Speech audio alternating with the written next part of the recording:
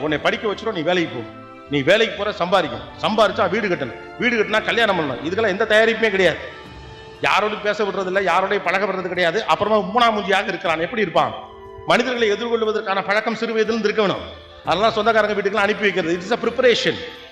அத்தை வீட்டிலும் மாமா வீட்டிலும் அரையாண்டிலும் காலாண்டிலும் போய் தங்குகிற பிள்ளை வேறொரு வீட்டில் இருக்கிற போது எப்படி வாழ வேண்டும் என்றதை யதார்த்தத்தை புரிந்து கொள்கிறார். It is a preparation. அவன் தான் நாளைக்கு அமெரிக்காவுக்கு படிக்க போனா சங்கடம் இல்லாம உட்காந்து படிப்பான்.